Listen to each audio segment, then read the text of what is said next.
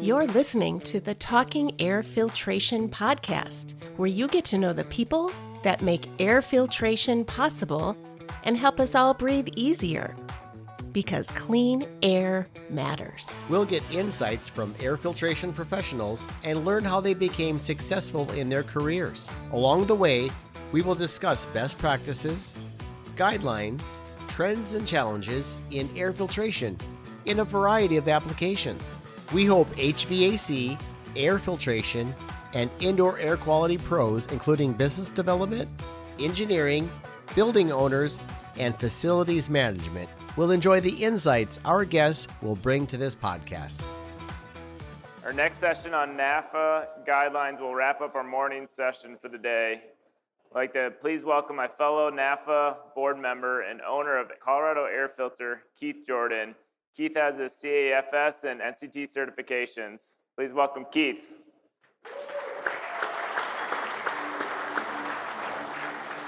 It's good to see you this morning. So guidelines, what are they?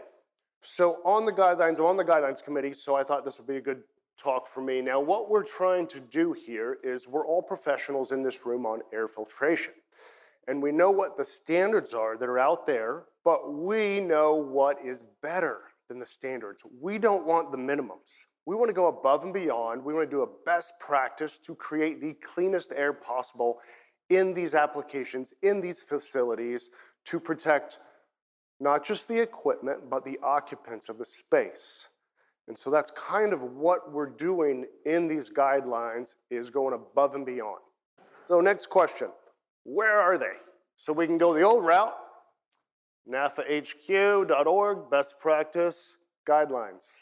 You can print them out if you're old school, or take your phone out right now, scan that QR code, it'll take you right there, download them right now. You got 10 seconds. Too late. No, sorry, I'll bring up the QR code at the end of this also, just in case. So, what do we have? God, y'all are full of good questions. So I'm going to read these out because I know some of you are looking at your phones, but I think you're listening. So let's start. Spray finishing particulate, welding fumes, technicians on site, residential HVAC, molecular filtration, libraries, archives, and museums, indoor firing ranges, indoor cannabis growing, schools and higher education complexes, continuing care and retirement communities, commercial office spaces, and airborne infectious containment rooms. Lots of good information right there. And we actually revamped or redid 11 of these last year with the help of that ghostwriter, put into that nice clean format. Now, what's coming soon? What do we need help on? Airports, restaurant, data centers, transportation, hotel hospitality, food processing plants, filter hygiene white paper, and we need more. So please visit the guidelines committee right after this. All we need is ideas and a little expertise. Okay, the big question now, how do we use these? So in the filter sales process, there's a progression. You've got your cold calls, you've got your initial meetings with the prospects or potential customers, and you've got current customers. So what we want to do in NAFA in general is make sure that you guys are not just the minimum standard rep. We want you to go above and beyond, and helping you do that is through education. So when you're reaching out to a cold call, don't be just that one rep that just leaves your card and hopes that they call you back. It doesn't happen.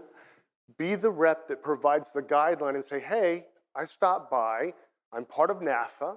This guideline you may find interesting. It may help you. And then as a rep, it may help you get a foot in the door and get that potential meeting, which is the next step. And let's say you've already got the meeting. Bring the guideline with you. You can discuss it while you're doing that initial meeting. And then current customers. Every time you reach out to a current customer, whether it's monthly, quarterly, annually, or every 6 months, don't be that rep that just says, hey, what's up? Hey, just checking in. No, Here at NAFA, we want you to set yourselves apart from the other reps and other distributors and companies in your market that is not part of NAFA. The way we do that is you provide value at every touch. So you can give them the full guideline and say, hey, Mr. and Mrs. Customer, I was just thinking about you. Here's a guideline you may find helpful. But I prefer, instead of doing that, let's do a snippet. Take one piece of a guideline, shoot it to them, and say, hey, just thinking about you, here you go. Next month, another snippet. Or mix in articles, current articles that you find on social media for indoor air quality. So the point is really, we don't want to be those pushy sales guys who are just, hey, there's a 24-2 hole. I got one of those too. Here's my price. No. We need to provide value at every touch and every step in this process. Now, in addition to that, what I've learned is cold calling is a big portion of gaining sales in this business that I did not realize 3 years ago. It's the heavy lifting. Yes, it's slow, but it's very effective.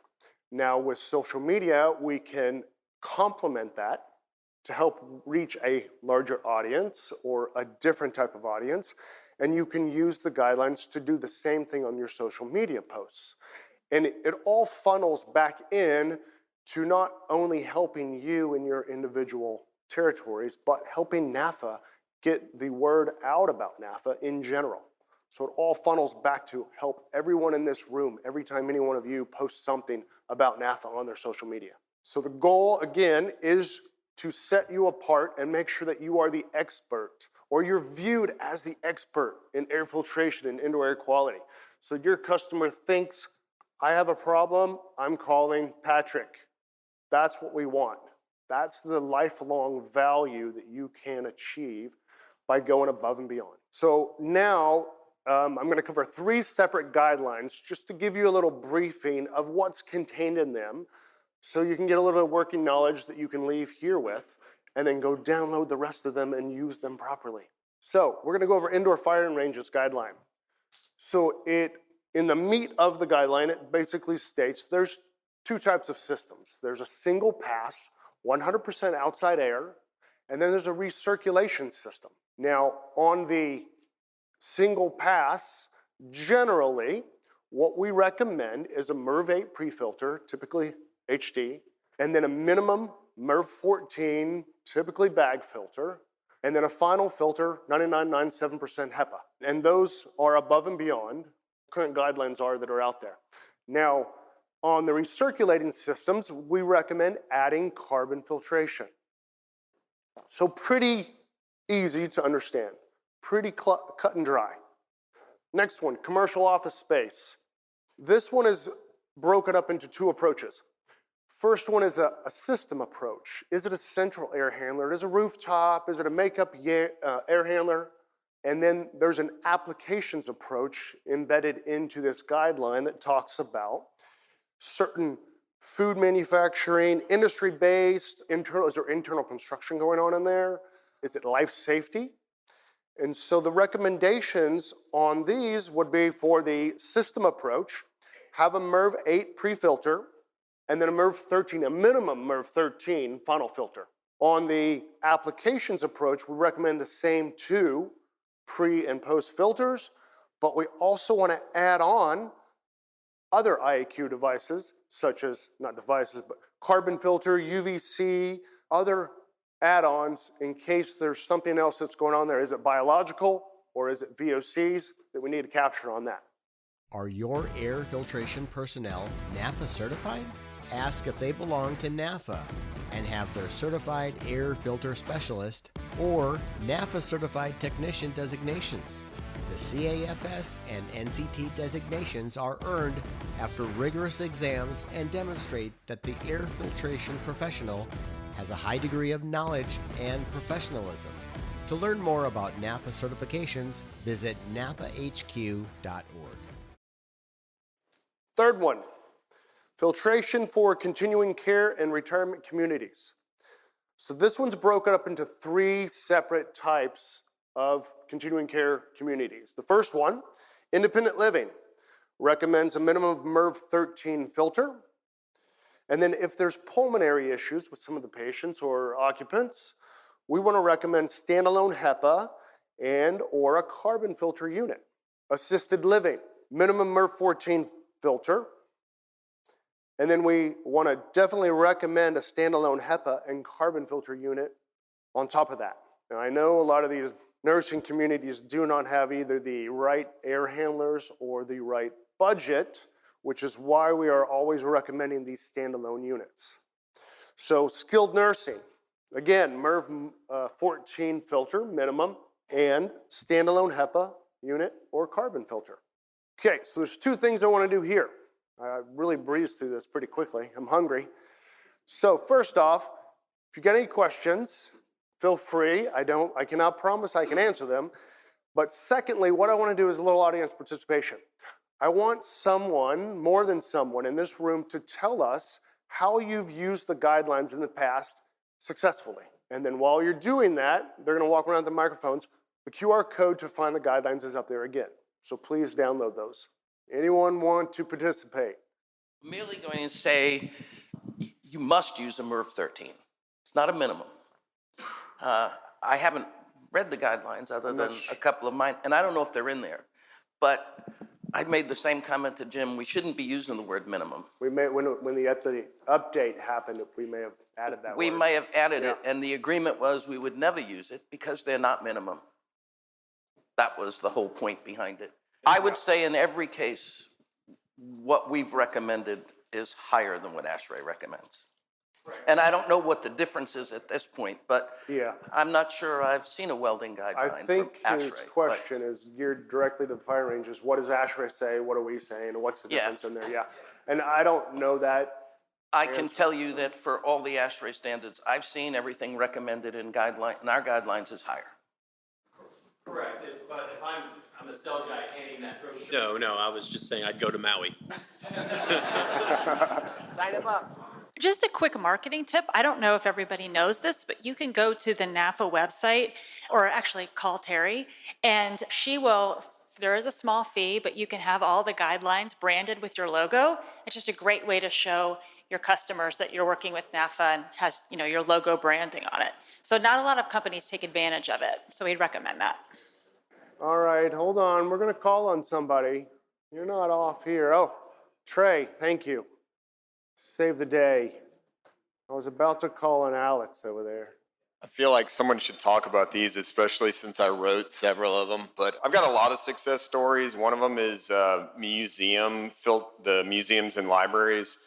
A lot of the museums, when they're built, have molecular filters in the air handlers, but they don't always maintain those once the building's up and running. And we had a large museum that just hadn't changed their carbon in, 10 years or something.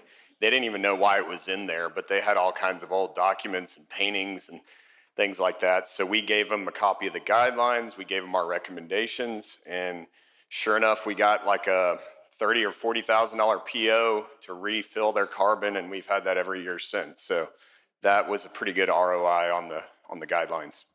Perfect, thank you. Thanks for listening to the Talking Air Filtration podcast, a production of the National Air Filtration Association. Clean air matters.